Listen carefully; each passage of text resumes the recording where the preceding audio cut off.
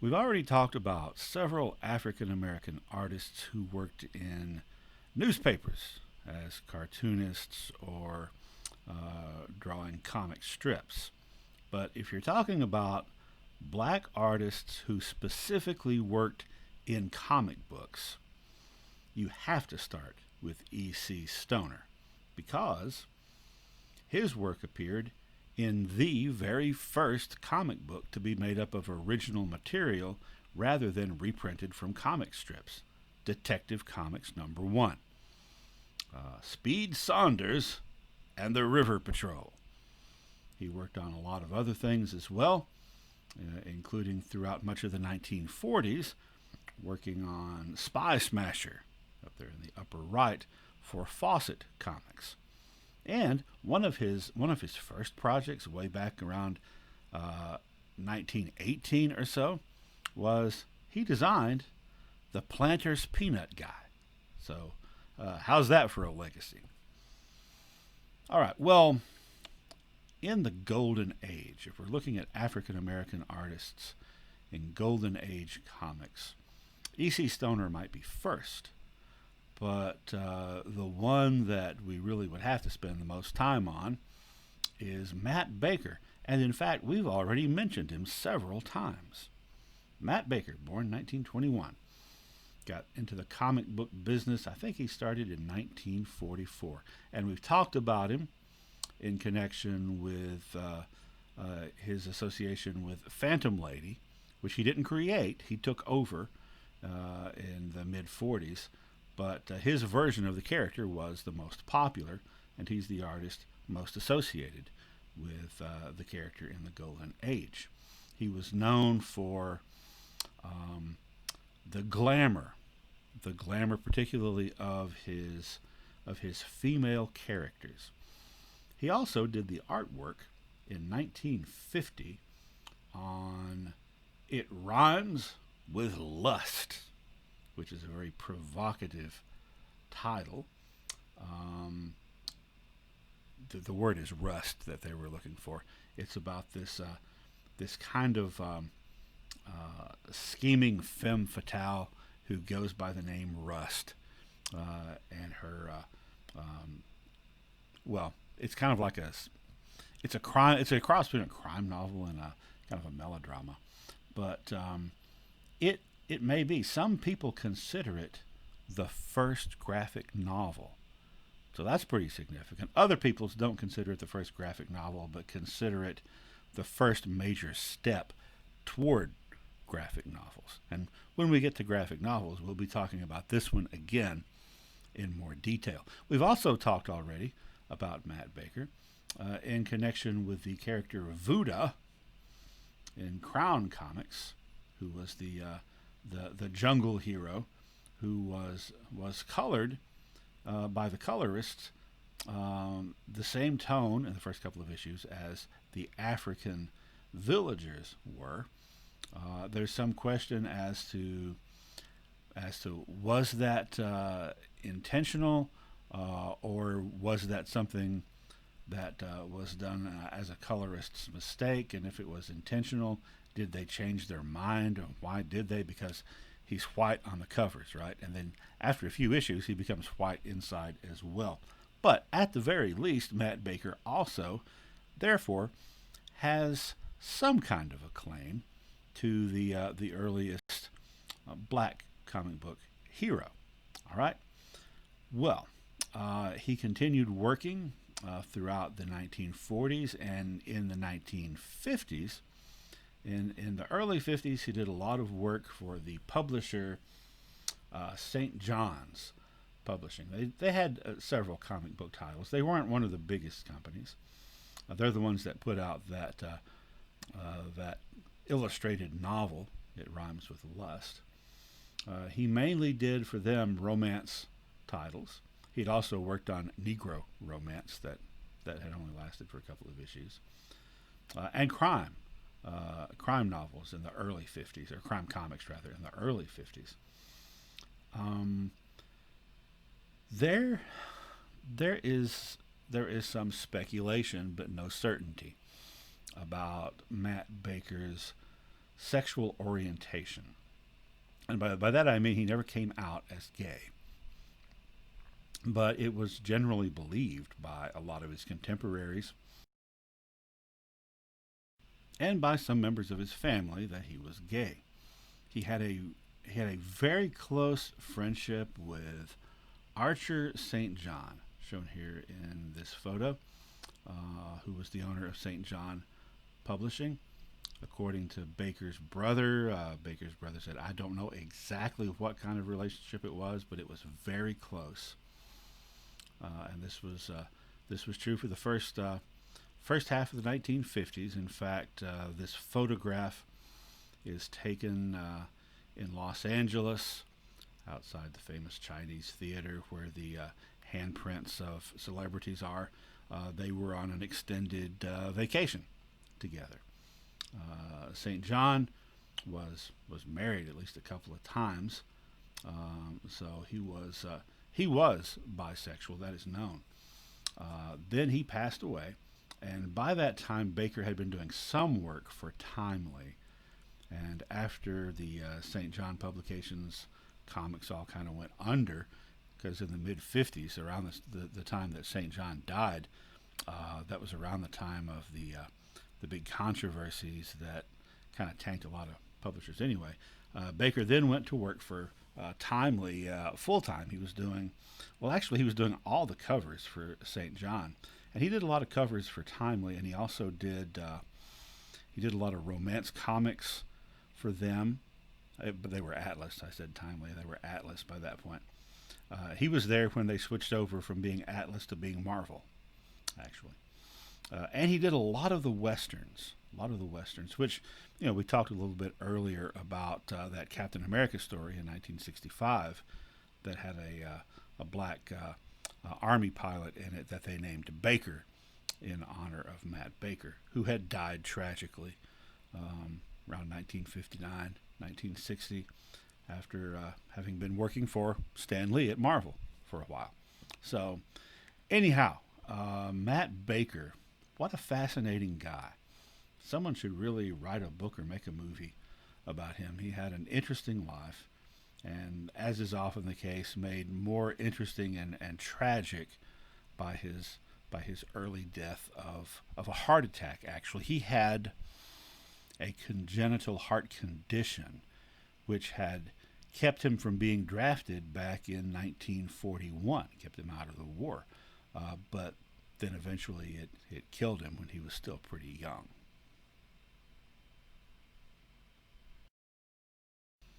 Alvin Hollingsworth, who was from Harlem, was also one of the first African American comic book artists. I think he started around 1940. And throughout the 1940s and 50s, he did work for various different companies, working in almost every genre.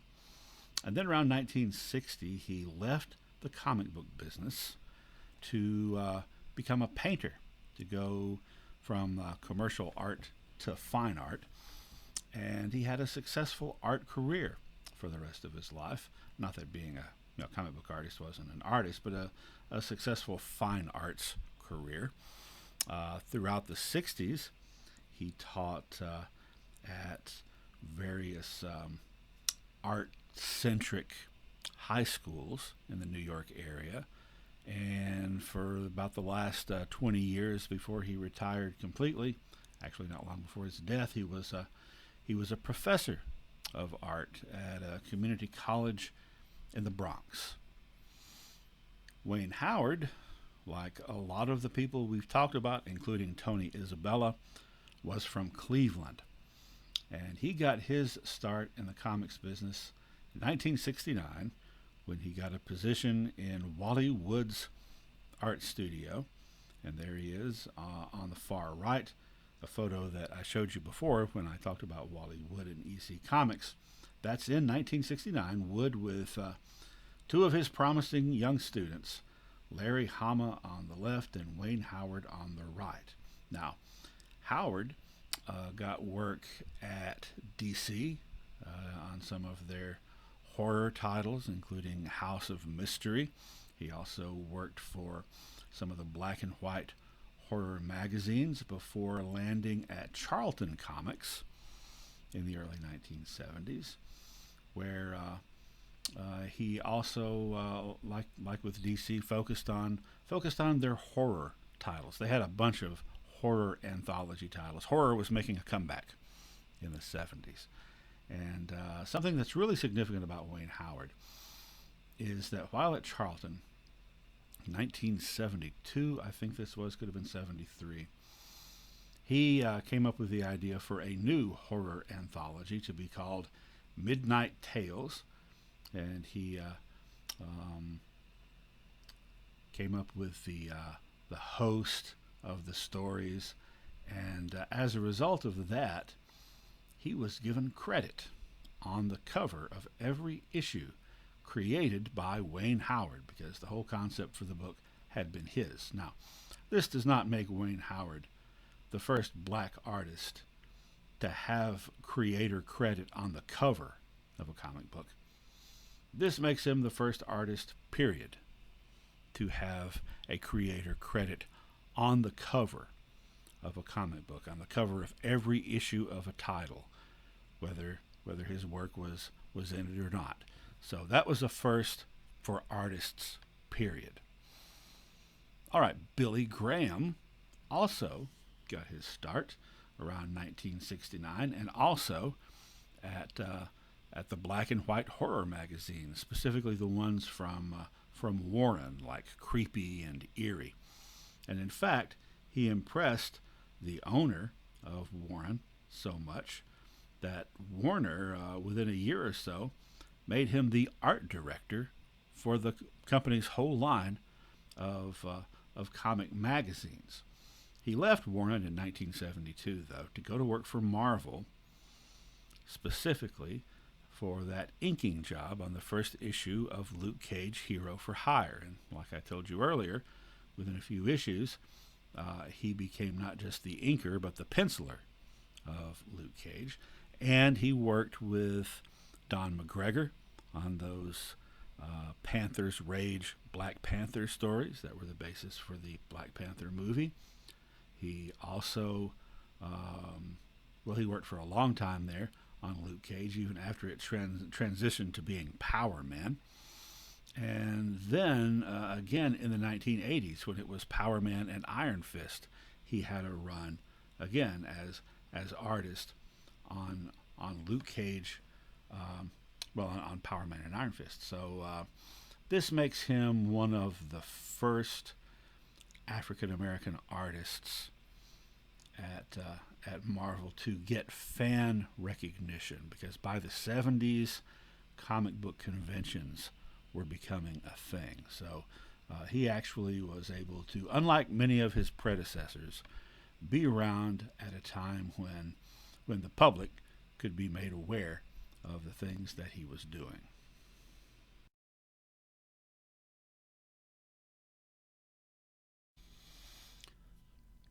Remember when I said that Luke Cage was the first black superhero to have his own comic book title from a major publisher or in mainstream comics, and that other things had been happening in underground comics and independents?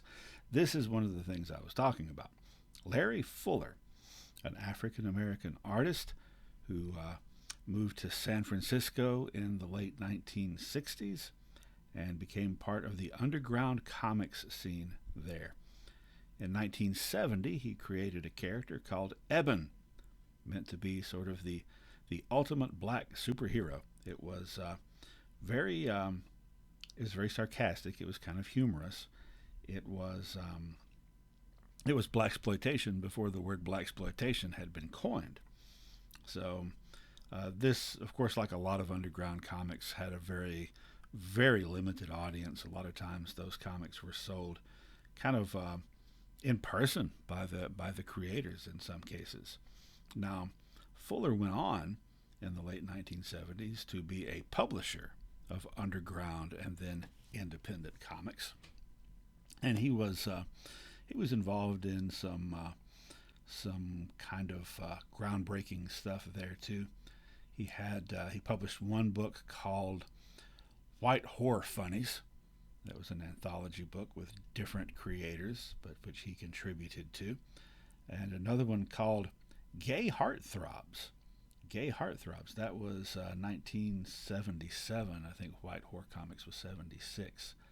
And of course, in Gay Heartthrobs, everything had an LGBTQ theme, although that also was a series of letters that weren't strung together in that way yet. But the ideas and the realities behind them were certainly there. And so Larry Fuller was a very significant artist and creator on several different fronts. Vernon Grant was a cartoonist who spent 2 tours of duty in Vietnam as an information officer for the Signal Corps, eventually being promoted to captain. And he also spent a lot of his time in the military stationed in Japan, where he was introduced to Japanese comic books, or manga, which he had been completely unfamiliar with, as indeed almost all Americans were. And he was very influenced by this style. And when his military service was over and he came back to the United States, he started making graphic novels, as well as a comic book, a series called The Love Rangers, that was anthropomorphic animals in a science fiction setting that was heavily influenced by Japanese art style. So he is credited with introducing that style for the first time to American audiences in a large way. All right, well, now I'm going to quickly run through several African American artists who were working for the companies that by that time were the big two, Marvel and DC, in the 1970s and 80s. You had Arvell Jones, who worked for both companies. He was the penciler on Iron Fist that we've talked about before, and in the 80s was longtime penciler on Roy Thomas's All-Star Squadron. You also had Keith Pollard, whose work was ubiquitous in the 1970s and 1980s, especially at Marvel. He worked on Fantastic Four. He had a long run on Thor. In fact, that's what I associate the name with. His long run on the mighty Thor. Ron Wilson. When I think of him, I think of Marvel 2-in-1, which was a team-up book in which the Thing met a different other superhero every month. And Wilson did a lot of those. He also was the penciler for a while before that on the Avengers. There was Paris Cullins, who in the 80s did a lot of work for DC, including the Justice League. And there was also Chuck Patton, who also during the 80s worked on the Justice League.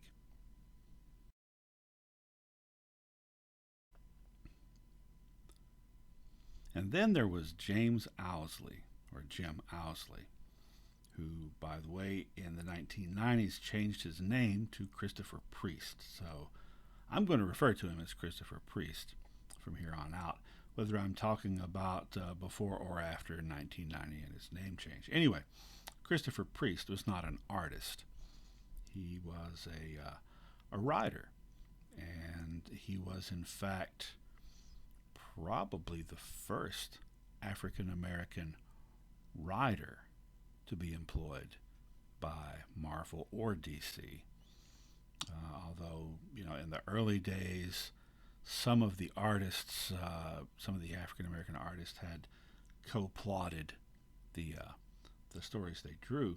But so far as someone who's not an artist, just a writer, I believe that Priest was the first. I know for sure he was the first black editor at any major comics company. He came aboard Marvel in the late 1970s as an assistant editor. He was an assistant to Larry Hama, who at that time was the editor of, among other things, Crazy magazine, which was Marvel's black and white humor magazine, trying to give some competition to Mad and Cracked, and then became an editor, a full editor in his own right. And in the 80s, and into the 90s, he wrote for several books, many of them the African American heroes we've talked about. He did a miniseries of The Falcon, which was the first multiple issue thing to feature the Falcon in a solo position. He also was the scripter for Power Man and Iron Fist in the 1980s, the early to mid 1980s, and in the 90s he was the writer for Black Panther. During his time as writer for Power Man and Iron Fist, he tells a story about how Luke Cage's jive slang became problematic. He toned it down because it sounded stupid and unrealistic. And he still had him speaking very informally, but he didn't have him continuing to call people jive turkeys, in the 1980s when that term wasn't being used anymore. And he was called in. He was called into one of the editor's offices over his poor handling of Luke Cage. The white editor said that apparently he told Christopher Priest, apparently you don't know how to write black dialogue, and so he wanted him to put all the jive turkey and fake 1970s blaxploitation terms back in, which he refused to do. He would go on to be involved in a lot of important projects. So we'll be mentioning him again in a little bit when we talk about Larry Hama, actually.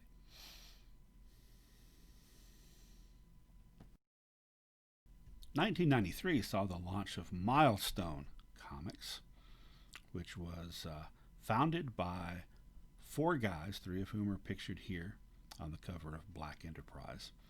From left to right, there's the artist Dennis Cowan, there is the writer Dwayne Mcduffie, and there is the businessman Derek Dingle. Writer and artist Michael Davis also was one of the founders. Dingle and Davis handled the business end mostly, with Cowan and McDuffie handling the creative part. And we're going to talk about each of those individually here in just a minute. But this company initially, well, it was a company, but it was also kind of an imprint of DC Comics. So it was all black creators. All the characters weren't black, but most of them were. And it was set in their own fictional superhero universe. But it was published by DC. Now, Milestone still got to have their logo, and they made all the creative decisions. They just had to get approval of DC, which sometimes there were some things that DC considered controversial. And that lasted for, well, 3 or 4 years. The company, the titles got a lot of critical acclaim, and the fans that they got were very devoted, but there were never enough of them. It was, well, sales just were never that great.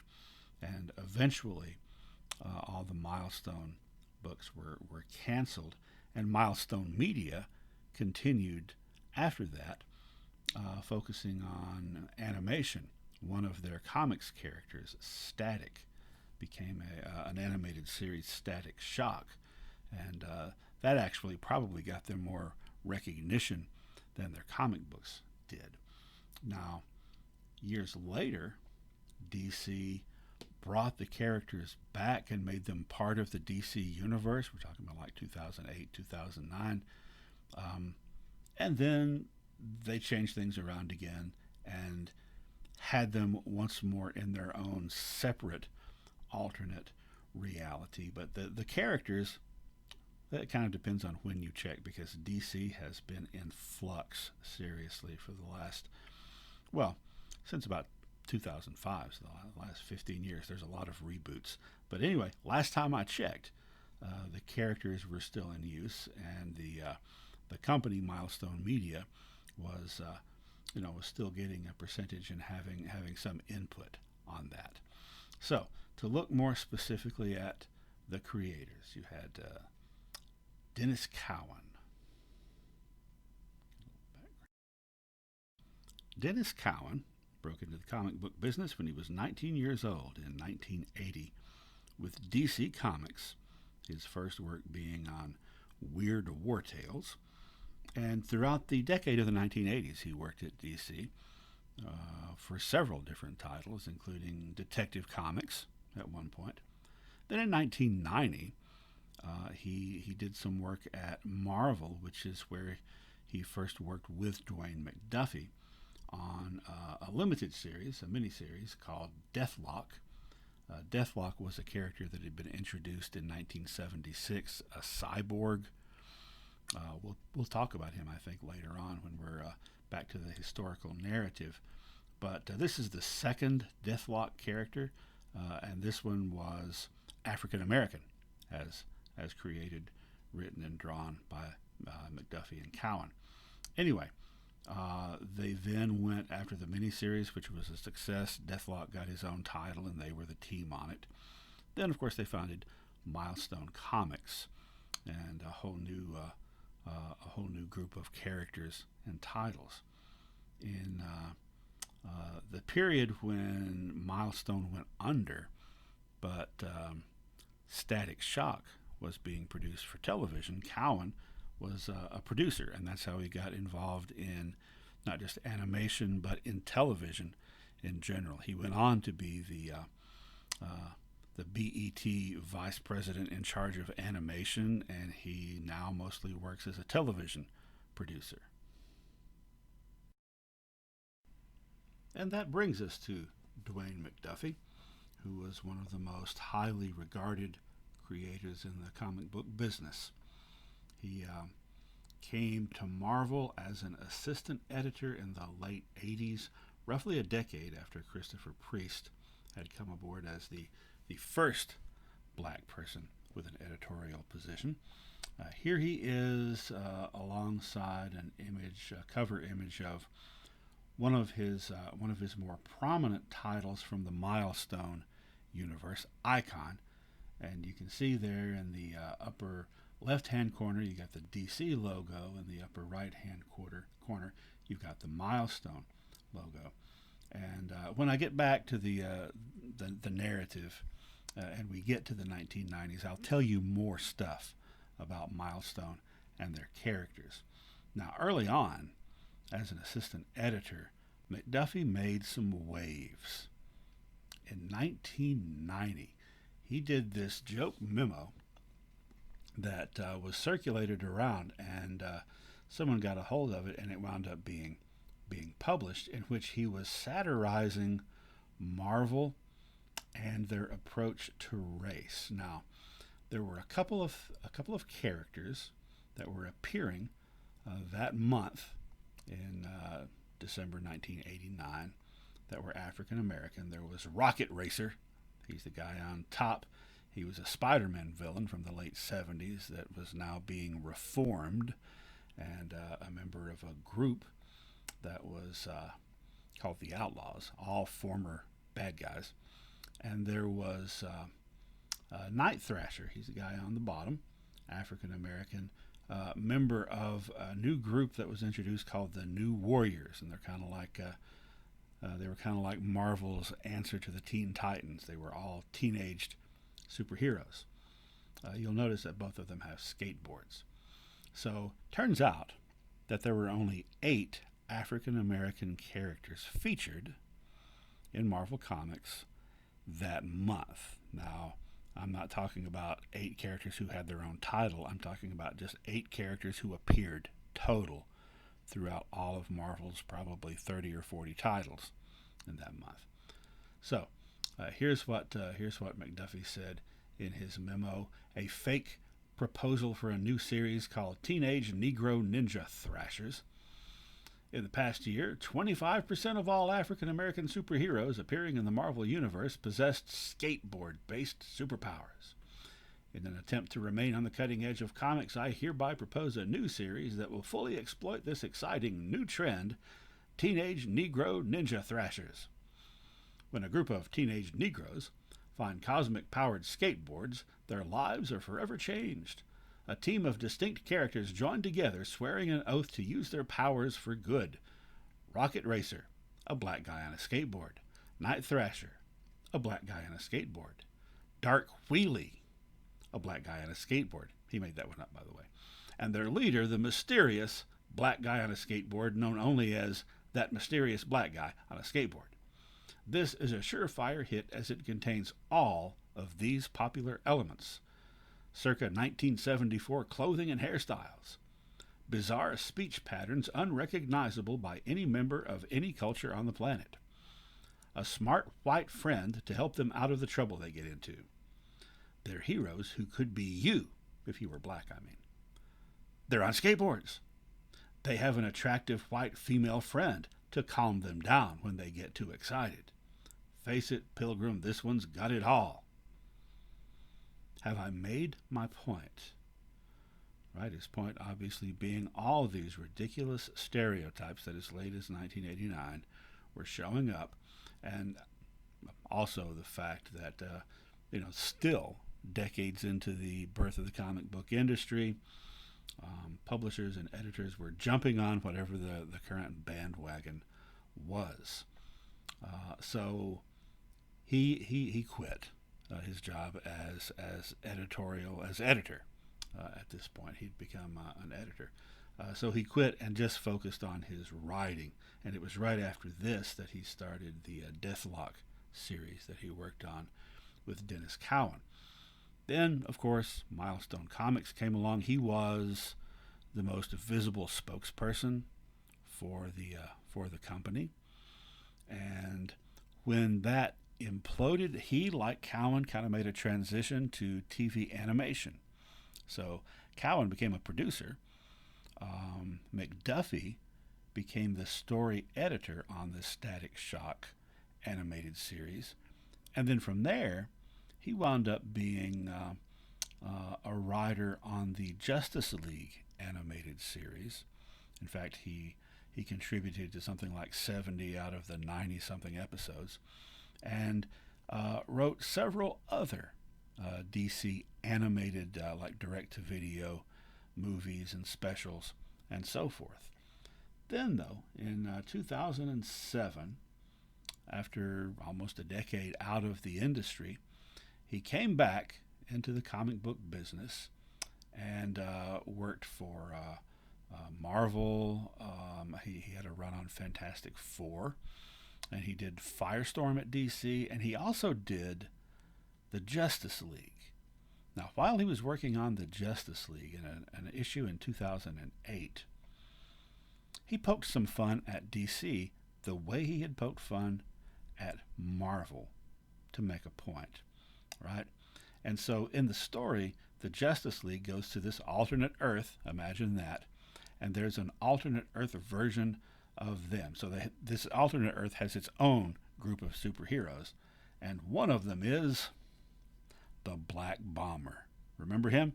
That was the crazy, outlandish idea DC had come up with for a black superhero, the white racist who turns into an angry black man, that had actually never seen the light of day.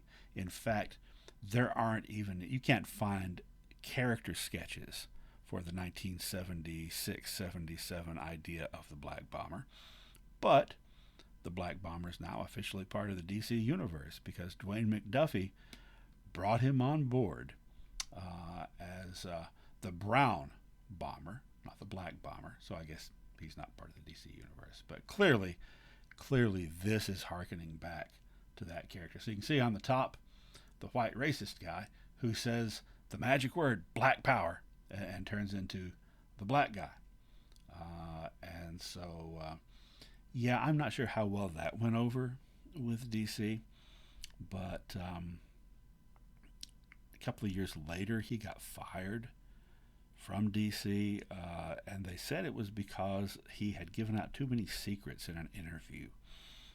Essentially, in this long interview asking him about the process of writing for Justice League, he complained about how much the industry had changed while he had been away. that now everything is a great big huge crossover event constantly, and the universes are constantly being rebooted and retconned, and as a writer you have no control over where the storyline is going and no control over what you can do because there are all these crossover big event plans that are going to be tying up all the characters, and your creativity is hampered. He said all that stuff, and then they fired him. We don't know what he might have done after that because he died tragically young at the age of 49. And I know to some of you listening, 49 doesn't sound young, but it is. Um, he died of complications after having a heart procedure, which was a tragic loss to his family, but also a tragic loss to the comic book industry because he was a powerful and important voice.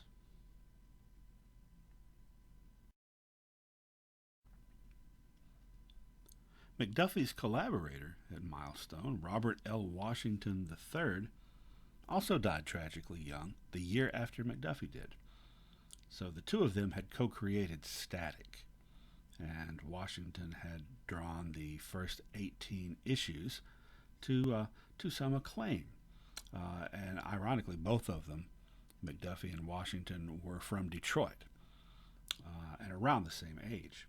Anyway, after Milestone folded, Washington was able to get a little bit of work for a while at DC, doing Justice League and Batman stories. But in the late 1990s, there was another huge comic book industry crash, and believe me, we'll be talking a lot about that later on. That led to the shrinking of the number of titles that all the major publishers were putting out, and made it hard to find work.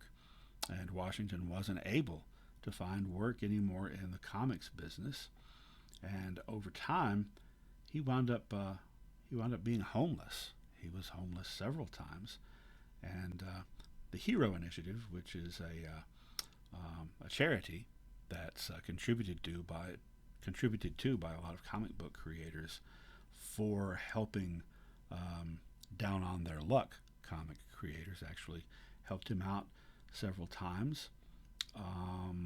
And he died of a heart attack at the age of 47, and money was raised online to pay for his funeral.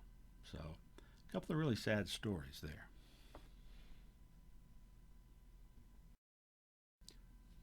Well, much like with our discussion earlier about women in comics, it would be very difficult to put together a comprehensive list of African American writers and artists in the comic book business in the 21st century over the last 20 years, which is a good problem to have, just as it is a good problem to have when talking about women creators in comics, because you go back to the 1960s, and you could count them on your fingers, both of those groups of people. So what I'm going to do is just quickly mention some of the people who are working in comics and or graphic novels, sequential art in the 21st century, and some of the more important works with African American themes. So Kanan White is an artist who illustrated the graphic novel The Harlem Hellfighters in 2014, which was written by Max Brooks, who is the author of World War Z and also the son of Mel Brooks. This one is about the historical military unit, the U.S. Army unit, the Harlem Hellfighters, which was an all-black Army unit fighting in World War I. Kyle Baker is one of those rare birds in the 21st century, someone who has been extremely prominent in both comic books, which is actual real comic books being released by comics publishers, the kind of stuff we've been talking about, and graphic novels. He is a powerful graphic novelist.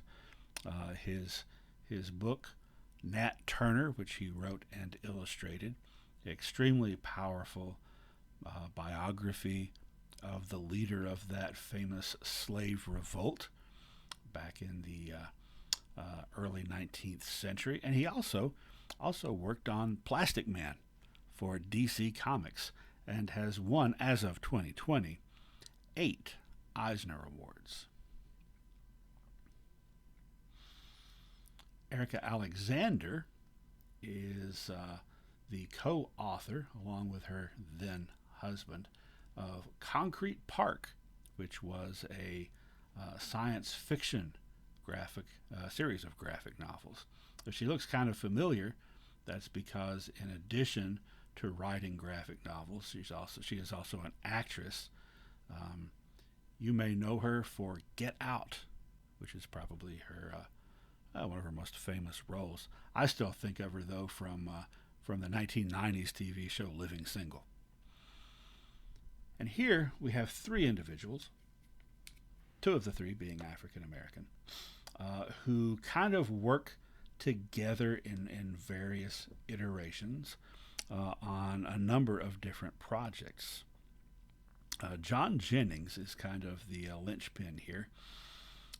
John Jennings is an artist, and actually all 3 of these guys are also professors of art. In fact, at one point, all 3 of them were at the University of Illinois, same time that I was a graduate student there. So John Jennings, Damian Duffy, who's the white guy in the hat, always in the hat, and Stacy Robinson. Jennings and Duffy worked together, among many other projects, on doing a graphic novel adaptation of the classic science fiction fantasy novel Kindred by the great African American novelist Octavia Butler. Jennings and Robinson worked together on I Am Alfonso Jones, among many other. It's hard to pick a project for these guys, but I Am Alfonso Jones is a graphic novel about the repercussions of a young African American man having been shot by the police. So I think that these 3 guys, both individually and in any combination that they choose to work, are some of the most significant people working in comics today, and also some of the most significant people working in being comics historians, particularly Jennings. A regular monthly comic book series that I've been enjoying is called Bitterroot from Image Comics, the people who brought you The Walking Dead. It is from the creative team of David F. Walker, Chuck Brown, and Sanford Green, who had previously worked together on Power Man and Iron Fist. And it's about a monster hunting African American family based in Harlem during the Great Depression. And after that, it doesn't make sense. But it is extremely, extremely enjoyable.